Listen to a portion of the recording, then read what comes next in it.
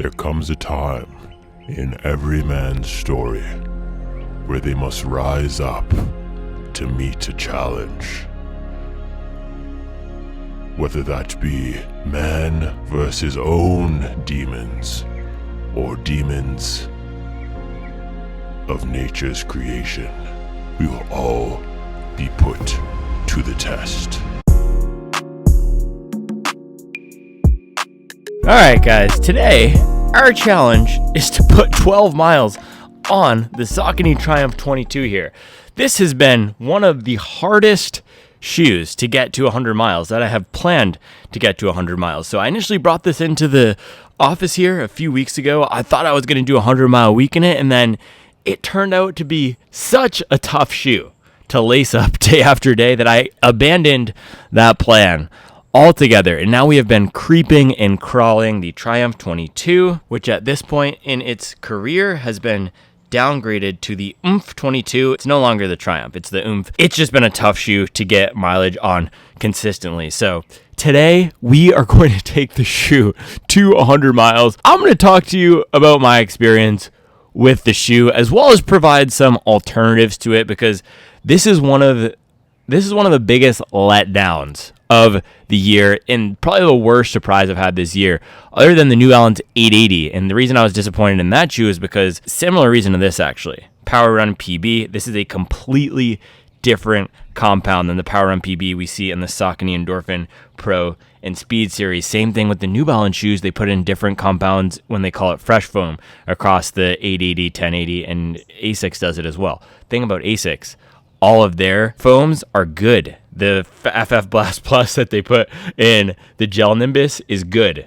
The FF Blast Plus that they put in the Nova Blast 4 is different, but it's good. It accomplishes the intended purpose. The PWRRUN PB in here is confusing. So let's do a quick overview of the shoe, and then I'm going to lace it up, take it out for some miles, and then give you some alternatives. So this is supposed to be a max cushion cruiser. It's designed for comfort. It's not designed to be a speed shoe.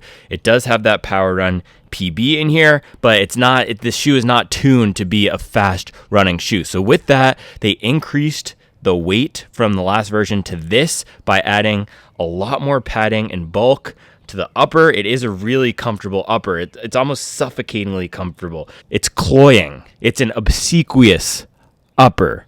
It's trying to be too nice. Don't be too nice to me. I don't need my uppers to kiss my feet. Just protect my feet and I'm all good, bro.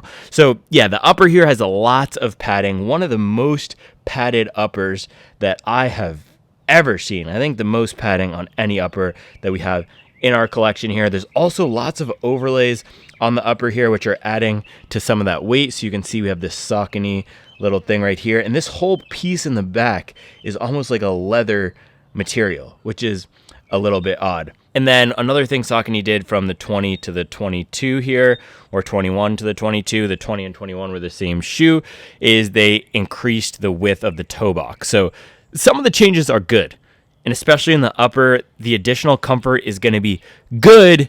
If you just want a comfortable shoe, the toe box widening out is going to be good for more room. The last generation of Saucony toe boxes were very narrow. However, everything that they've done with this shoe, all these changes are adding to the bulk and the weight, and it makes it a little bit less of a runnable feeling shoe. It's almost like Saucony tried to design a Bondi with this guy, and they're going after Hoka's territory. So we do have a much wider base in the back than the 20. I will go grab that so we can compare. All right, here we go. So you can see on the right side, we have the Triumph 20, same exact midsole as in the 21. And you can see they've widened it out a lot on the 22 here, which is good for stability. So that's one of the things that has improved in these generations. 20 was not a very stable shoe in the heel. 22 is a lot stabler in the heel. However, stability is now table stakes in 2024. And when I say that, what I mean is it's no longer enough to just have a stable product, to just have a comfortable product. Nearly every single daily trainer on the market right now is stable, is offering some elements of support in the back. Shoes like the Nova Blast 4 do this really well. And then you have traditional stability shoes like the New Balance 860, the Nike Structure 25, which I've been testing recently, which I've loved. And as a neutral runner, I can run in those shoes, particularly the 860. It wasn't too prescriptive. It still had a similar heel feeling to a neutral shoe like this, but overall midsole worked a lot better. So just being stable is no longer enough for me to recommend a product here. And with the price being $160, this is $20 more expensive than the Nova Blast 4, $20 more expensive than that New Balance we just mentioned, the 860 V14. And the ride here is not delivering what I would expect from a $160 shoe with this PWRRUN PB foam. So midsole here is that PWRRUN PB. Saucony they've openly stated that they've tuned this foam differently to be able to be non-plated. So the thing with these PBA foams, these race foams, is they are very soft. So in the Endorphin Pro and in the Endorphin Speed, the other shoes that use this, there is a plate in there. So the Speed has a plastic plate, the Pro has a carbon plate. That stabilizes this foam so the shoe isn't super squishy.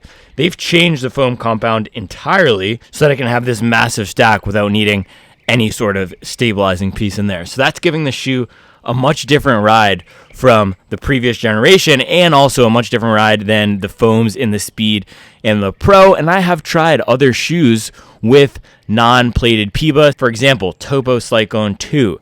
That has a non-plated PBA. It's much softer than this because Topo is tuning the foam to be softer. So in terms of foams from the past generation, the midsole and the Triumph 20 and 21, this is a beaded TPU.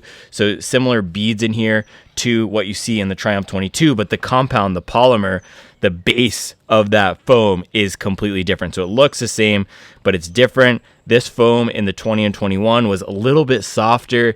It felt like it broke in a little bit better, just more bounce to it. Overall, more comfort.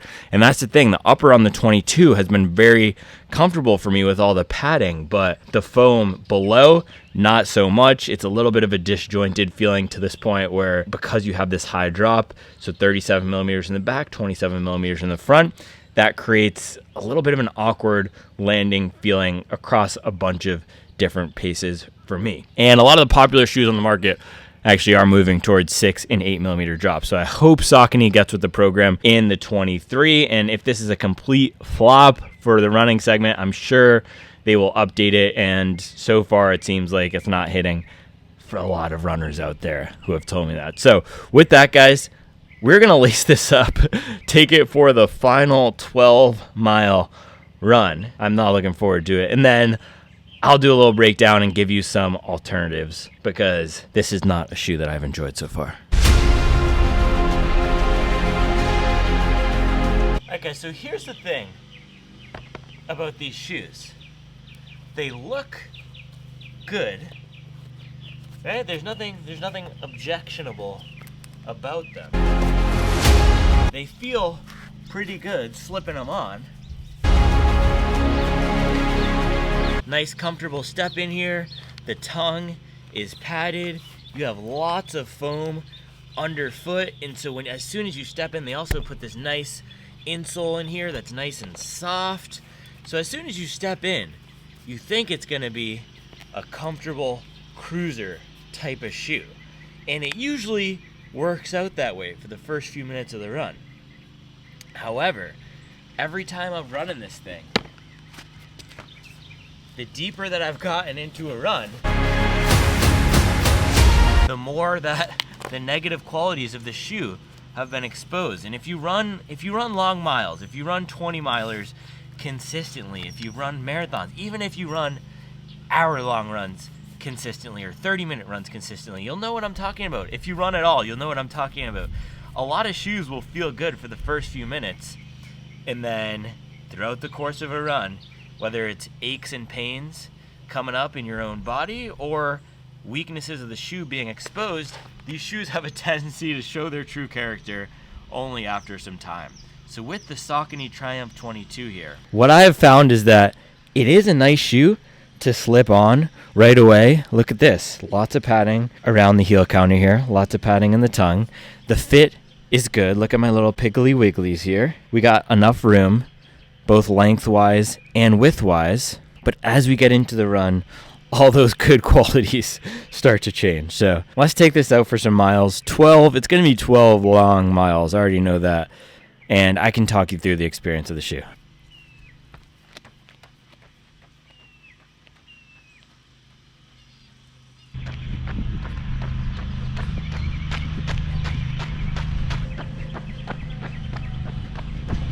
Alright guys, so right away here, as soon as we start easing into the run, getting our little jog on here, the soft step-in feel goes away and it's replaced with the feel of this detuned PWRRUN PB. And so when we hear PWRRUN PB, if we're familiar with the Saucony lineup, we know that it's a soft, bouncy foam from the Endorphin series.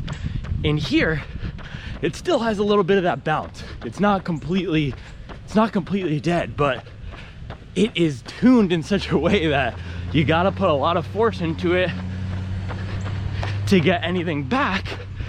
And in the forefoot here, because you have the 10mm drop, even though this is such a built up heavy shoe, this foam does not really stand up to the type of running that I do. And so I know they want this shoe to be designed for bigger runners, to be a daily trainer for bigger runners, but what I've found is that all these elements don't really work well together. The midsole is not as supportive as other midsoles, even though it has a little bit of a firmer ride, which is odd. And because of the drop that they've chosen, we get a lot of ground feel, which is not necessarily, or it's not what I want at all in a shoe like this that's gonna be 330 grams, as heavy as the Skyward Axe in my size. So lots of ground feel up in the toes, not as much of that dense bounce as the last version of the Triumph.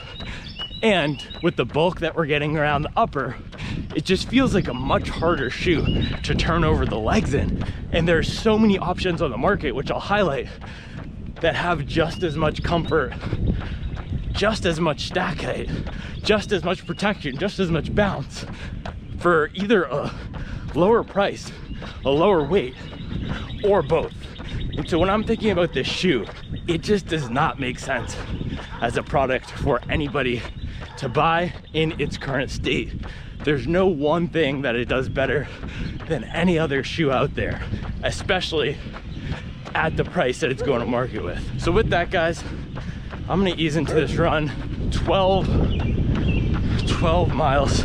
Can't believe we gotta do 12 miles in this shoe right now. But hey, there's certain shoes that we need to take to 100 miles. This was one of them. Triumph 20, I took to 350 miles. So it's only right. So whenever I have something else to say, I'll pop the camera back on. But I'm excited to just show you some alternatives to buy so you can put a good shoe on your foot. All right, guys, we just hit mile 1. Shoothany Tube Tano here, the internet's busiest running shoe nerd. And the Saucony Triumph 22 is not good. We got any Melon fans out there? Let me know if there's any Anthony Fantano fans out there. I was actually thinking about shaving my head for this video and just full sending on the Fantano bit and doing a whole not good review in Fantano's style. I'll have to save that for the next not good shoe though. So instead, what we're gonna do, I'm gonna dedicate every mile of this run to a shoe that I would rather have on my foot than the Saucony Triumph 22, which is already hurting my metatarsals. I don't know. But mile 1, that goes out to New Balance 1080 V13. I want every shoe that we highlight here to be same price or cheaper. And that one is $165, $5 more expensive, but as of the time of filming, you can find it on Dick's Sporting Goods for $130. So I'll try to put the link below. Also, sign up for the deals newsletter. All right. See you on mile 2. This is gonna be a fun one. All right, guys, I did have something else to say. What I wanted to say is this is not a bad foam. Foam itself isn't bad. It's what they've done with it. There's too much bulk, there's too much width on the shoe, and there's not enough stack in the forefoot. There's just not enough stack in the forefoot to justify the weight here and to justify how bulky it feels. But as I'm running along, I do get some enjoyment out of the foam. It's just that I have to focus on trying to get that enjoyment out of the foam. It's almost like I have to watch my step to make sure that I'm using the shoe correctly to get any sort of bounce or nice feeling from it. And that is the complete opposite of what I want to see in a max cushion cruiser. It should feel effortless to run in a shoe that's this heavy. That's the whole point of having nearly 40 millimeters of stack. It should feel like you're just gliding along. You don't have to worry about pace. You don't have to worry about how you're running. Not the case with this shoe. And some people might say, well, it's designed for bigger runners. You're not putting enough force into the shoe. I've tried putting some faster pace into it, and it doesn't work well for that either. And also, bigger runners would be compressing the forefoot even more and getting even more of that ground feel without anything in return. We're about to hit mile number 2 here. That goes out to the Adidas Supernova Rise. I will see you at mile 3. All right guys, coming up at mile 3 here. I feel like I need to say something nice about the shoe to offset all the criticism. It's like you guys know the sandwich method? My manager at my 9 to 5 did this to me the other day. Say something good. Oh, you were great in that meeting. Then you slip in. You slip in what you actually want to say. The criticism, feedback, and you end with, oh, you're awesome. So, Triumph 22, that was exactly 3. It is good, it has good stability. Now, downside again, talked about the foam not being the liveliest, and so with that, mile 3, that one was dedicated to the Triumph 20. But again, 22, you got good stability, pal. See ya at mile 4. All right, coming up on mile 4. Another good thing about the Triumph is durability. I predict this is gonna be a very durable shoe. The outsole has minimal wear.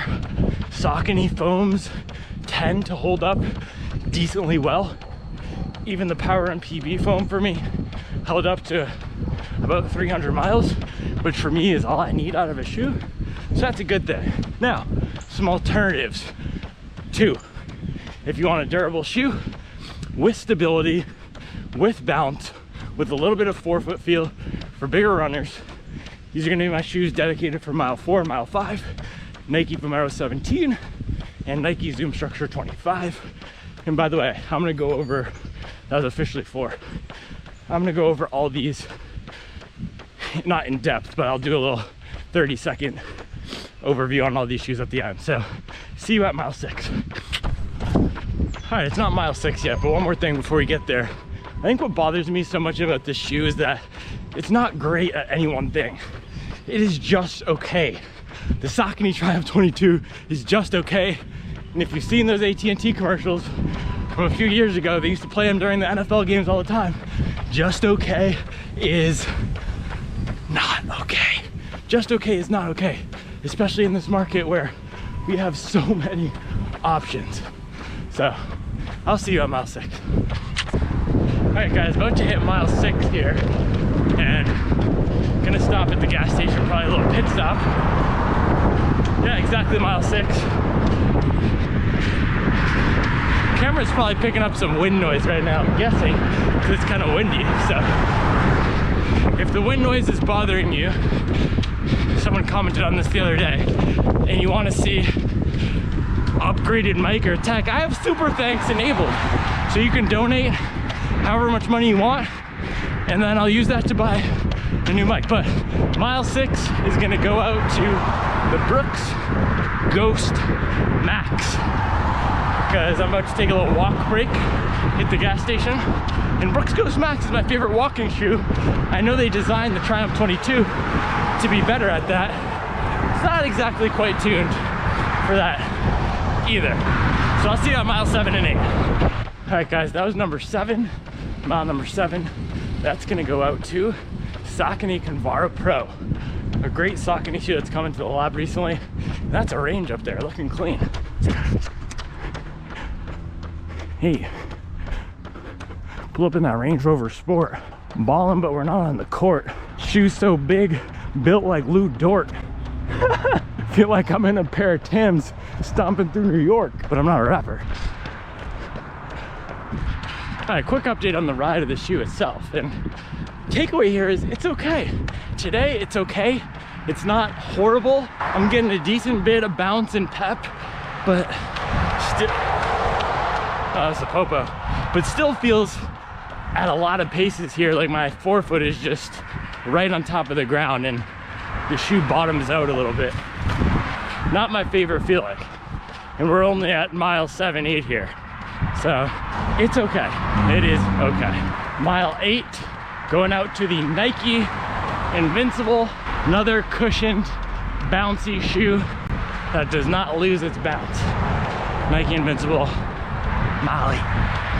See you at 9, baby. Mile 9, this is gonna go out to the New Balance Fresh Foam X 860 V14.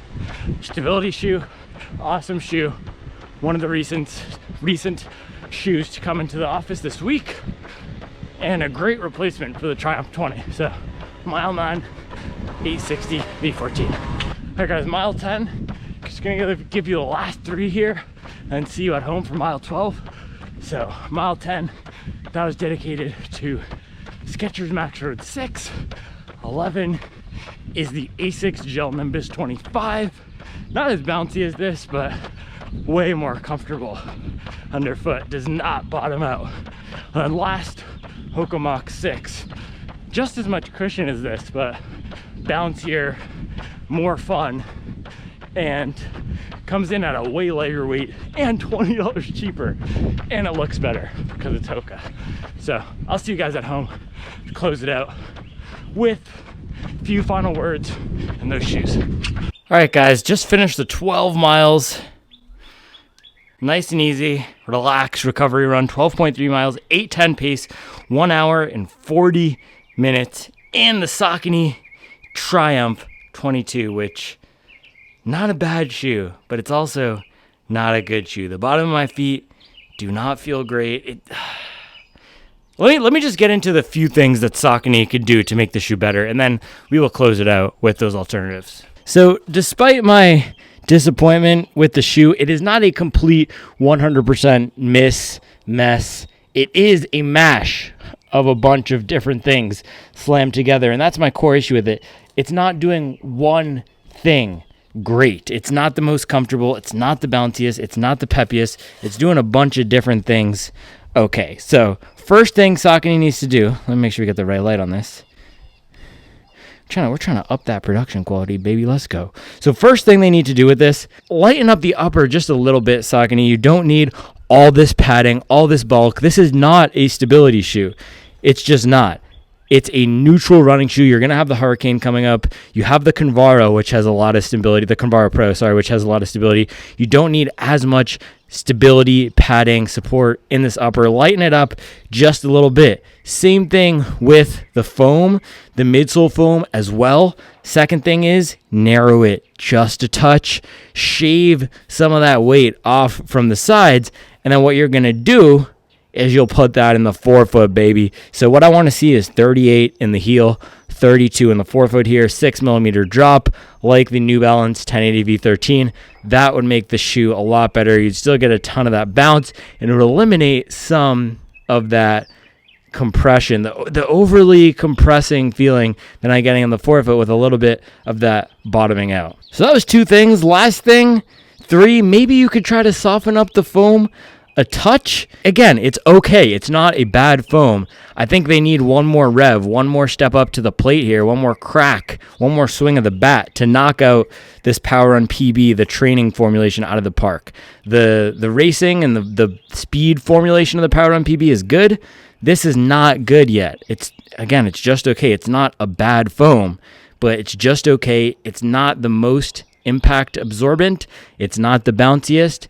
And it's not the most comfortable. So I think if they just tighten up those 3 things, clean up the upper, revise the geometry and the stack height a little bit here, 38, 32, tweak the foam formulation, we'll be in business with a much more competitive Triumph 23, or more likely 24. I'm guessing they're going to have one more year, one more development cycle with the shoe. So with that, guys, I'm going to go grab those alternatives. We're going to do speed round, just knock out real quick, a bunch of alternatives. All right, guys, so my philosophy right now when it comes to these shoes is that every shoe I'm recommending and every shoe on the market should have one thing that it's great at, and when it's setting out to accomplish its intended purpose, it should knock it out of the park, and it should be very specific with its intended purpose.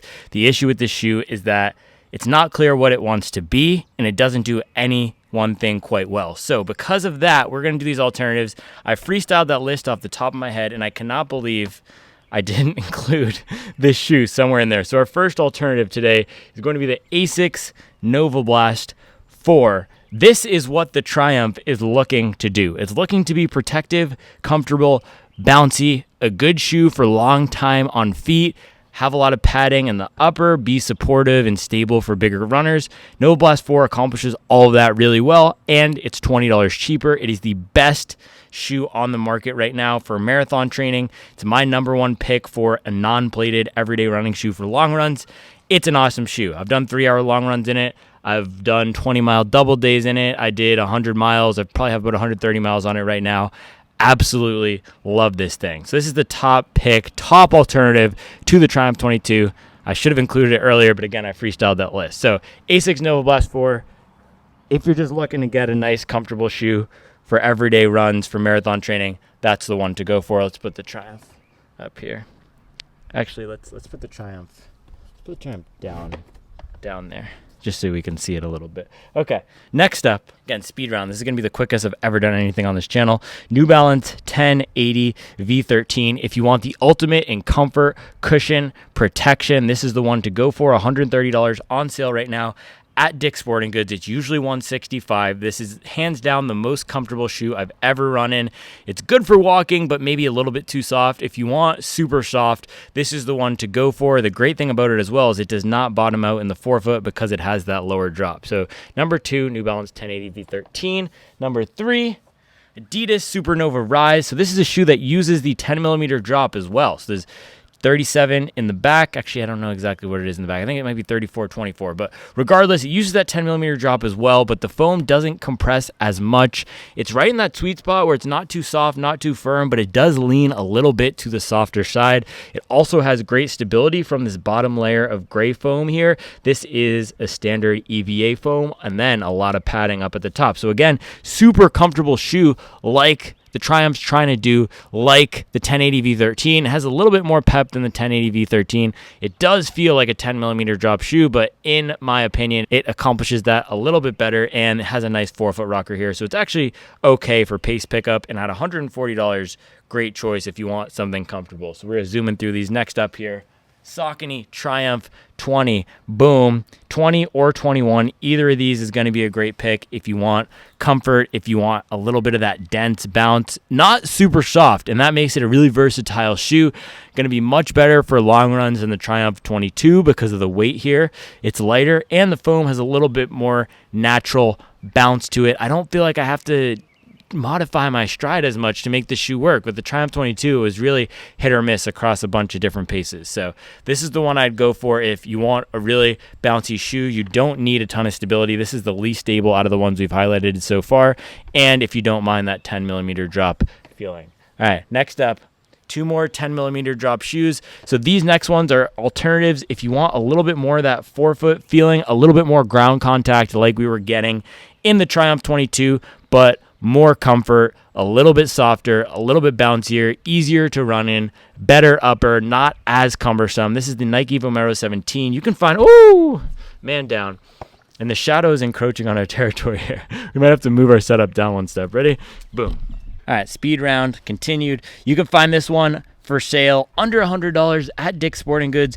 It really is an insane deal. Top layer of ZoomX, really soft, bouncy racing foam. One of my favorite daily trainers. I've put 200 miles on this over the past year. Lots of grip, lots of durability. Gonna be a durable tank like that Triumph, but just a little bit easier to run in, a little bit more fun to run in.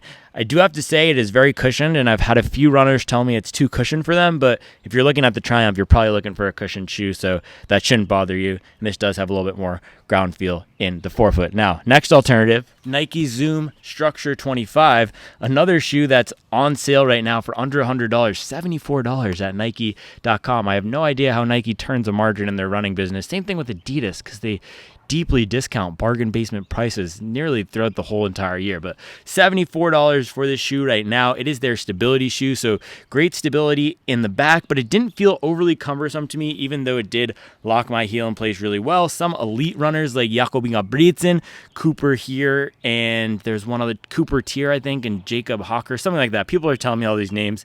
A bunch of elites like this shoe. I really like this shoe. I've put about 20 miles on it already this week, or maybe 16 or 18 miles already on it this week. You can see it's starting to break in, get some creasing, has that nice dense bounce to it, almost like a training version of Adidas Light Strike Pro, and it has the Zoom Air unit in the forefoot for a really fun ride experience, even though the foam is not a racing foam. So if you are a bigger runner, you want that structure, you want that support, but you don't want a super tall, cumbersome stack to run in, I'll go for the Zoom Structure 25. Also looks pretty good. They have a ton of different colorways. It's a Nike. It's going to last forever. Tons of grip. You can use this on trails. Zoom Structure 25, $74. One of the best deals on the market. Next up, Brooks Ghost Max. This is the walking and casual shoe alternative. Now, some of you, if you have swag, if you have drip, you might not think of Brooks as a casual shoe brand. I want to change your mind with this shoe. It comes in few monochromatic colorways. Josh Kerr, the miler, he wears this for casual use. Very comfortable shoe for walking. So if you're looking at the Triumph for walking or for a walk-run hybrid and just want something that is super comfortable, this is the pick. It has a lower drop, so you get more foam up in the forefoot with having almost 40 millimeters in the heel back here. It is very stable. The foam is nice and soft once it's broken in. It's not the bounciest. It doesn't give you a bunch of energy back for running, which is why it's not my favorite. But for walking, nice and comfortable. I don't use the word plush a lot, but once it's broken in, it gives me that plush, lush, luscious, delicious. Oh, that's gross. But a nice, fun, soft experience to walk in. We went to the mountains last weekend. This is my shoe of choice for that entire trip. My feet were hurting a little bit before, and this is a solve for any of those issues. So Brooks Ghost Max, $150, $10 cheaper than the Saucony Triumph. Great pick for walking. Next up, Nike Invincible 3. If you want bouncy, if you want soft, if you don't need a ton of stability, this is the pick for you. Some runners have complained that or noted that there's an issue with their heel being not tight enough with the back of this here. I haven't experienced that issue too much. I tend to wear padded socks around the back and I just tie it tight and it goes away. But if you want that unbridled bounce, a really fun experience, if you want a true racing foam, non-plated, in an everyday running shoe, that's the Invincible 3. It's not one of my absolute favorites, but I do reach for it when I want a really fun ride and those days where maybe I want to pick up the pace a little bit, but I want that comfort and cushion too. So Invincible 3, you can probably find this on sale for $130, but the MSRP is usually $180, so it may or may not be cheaper than the Triumph depending on time of video. Now, next up, another Saucony. We are ripping through these. Saucony Convara Pro. This is more stable than the Triumph 22. The foam doesn't compress as much. It uses PWRRUN PB in the top layer here, but I think the PWRRUN PB in the top layer here is more of that racing formulation. It's not as firm. It gives me more bounce back. It feels like when I put some force into it, it's not a soft shoe, by the way, when you step in it, but I think the top layer is providing more bounce, more energy return than the Triumph. It also has more of this rockered, rolling platform below, and it's a great shoe, great shoe for bigger runners who want more structure, want more sport, but still want that fast race day feeling. I was throwing down some 6:30, 6:40 pace in this. I did a 10-miler last week, I think around that pace, and the shoe was awesome for it. I'm 6'2", 160, and this is really the alternative to the Triumph if you're hoping for that bouncy race day experience from a structured, stable, supportive shoe. Saucony Convara Pro, MSRP $180. It's been on sale recently for $135. Next up, New Balance 860 V14. This is the best replacement I've found so far for the Saucony Triumph 20. It retains all those elements that I loved, which is a dense foam that's a little bit soft, but really bouncy. And they have a great rocker on this. It's kind of a sleeper. This is a sleeper shoe. You wouldn't think of a stability shoe as having a nice rocker, but this one does. Look at this. And then we get that wide base in the back. That was one of the main issues with the Triumph 20 was that it was a narrower base. This widens out that base like the Zoom structure. This is a stability shoe, and also like the Zoom structure, it's a shoe I've put 16, 18, or 20 miles on already this week. I keep reaching for this shoe. It's comfortable, it's bouncy, it's supportive, it's great for time on feet. I've done a 10-mile run in it, a 6 or an 8-mile run in it. The upper is comfortable. There's not too much padding like it's on the Triumph, and the drop is 8 millimeters, so you get more of that cushion in the forefoot. And because you have two different foams here, softer one on the top, firmer, denser one on the bottom, there's going to be none of that bottoming out business that we're getting in the forefoot of the Triumph 22. Now, next up here, Skechers Max Road 6. We are moving and grooving. This one is a little bit hard to find sometimes, but is $135. You might be able to find some of it on Running Warehouse. You might be able to find it on Skechers.com. It has a carbon infused plate somewhere in the forefoot here. I was trying to go mostly non-plated with this list, but the reason I'm including it, super soft, super bouncy, one of the nicest foams for what the Triumph is trying to do, in that it's not a super fast, high energy returning foam, but for the training paces, for nice relaxed paces, it gives me that bounce and that impact absorption. So if you want the ultimate in impact absorption plus fun, that would be the Skechers Max Road 6 here. Full disclosure, I only have about 10 miles on this guy, but I did want to include it because it's so much cheaper than the Triumph 22. Really fun shoe. Also one of those shoes with the wide base, the inherent stability. You could probably find the shoe for, I think there were some deals for $70 on Running Warehouse. So again, that's why I wanted to highlight this guy. So next up, a shoe that I have put a lot of miles on. Bang. Asics Gel Nimbus 25. This is another soft cushioned cruiser, 8 millimeter drop, a lot of foam in the forefoot, good stability in the back. The upper is also padded like the Triumph 22. It is a shoe that sometimes felt like a lot of foam for me, but if you want something super comfortable cushioned for recovery runs, this would be my pick, and you can find it on sale for about $125 or $120 on Running Warehouse right now because the Gel Nimbus 26 has come out. So nice, comfortable shoe. Also a better pick for walking than the Triumph. It's just a lot more comfortable overall than the Triumph. So last one here, Hoka Mach 6. So if you were hoping for the new version of the Triumph, because it has the PWRRUN PB, you were thinking, this is going to be a bouncy, non-plated workout shoe. I'm going to be able to, almost like a baby super blast. I'm going to be able to go fast. I'm going to be able to go slow. I'm going to be able to use it for any type of run. I'll probably be able to go to the gym, walk around. No, that's not what the Triumph 22 is. It's trying to do that. It's not accomplishing it perfectly, but that is what the Hoka Mach 6 is. That was a lot of the is, but this is a banger. It is a good shoe. It is a great shoe. The only reason that it's only at about 60 miles right now is because I put 60 miles on it in 3 or 4 days, and then my left foot just started killing me because these white colorways, they run about a half a size to a full size too small.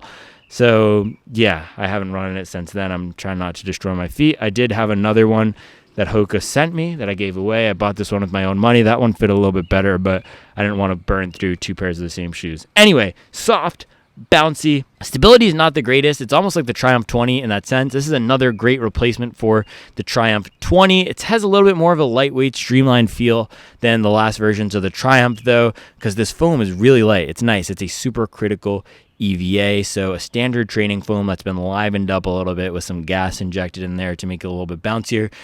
The durability is going to be questionable here. That is the one thing, but a lot of runners thought durability on the last version of the Mach was questionable, and I still got mine to 300 miles. So if you want soft, bouncy, fun for shorter runs, for faster workouts, I go with this bad boy here, the Triumph, the Hoka Mach 6. Great replacement for the Triumph 20. Not going to be as good for long runs, but I've highlighted a bunch of options here that are good for the long runs, namely Nova Blast 4. So there you have it, guys. I was thinking this was going to be a short video today. It is not. It was not. I had a lot to say. I was trying to move and groove through this last section here. As always, I appreciate you watching. Please buy any one of these 12 shoes, or 13 because we brought the Nova Blast 4 out instead of the Triumph 22. All the links are in the description below. I appreciate you, and I'll be back tomorrow with another video.